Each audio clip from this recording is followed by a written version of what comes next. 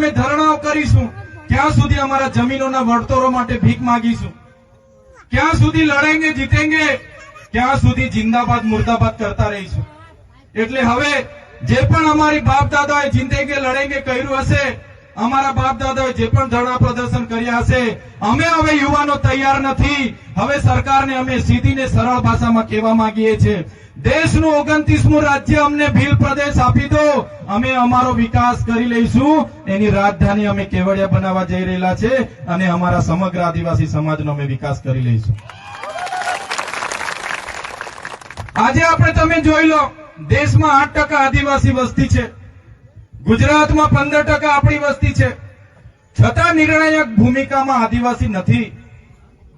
Budget તૈયાર થાય છે એમાં આપણા લોકો નથી, સચિવાલયમાં આપણા લોકો નથી, કલેક્ટર હોય એસપી હોય એમાં આપણા લોકો નથી, આજે યુનિવર્સિટીઓના કુલપતિ આપણા લોકો નથી, ન્યાય પ્રણાલિકાઓમાં આપણા લોકો નથી।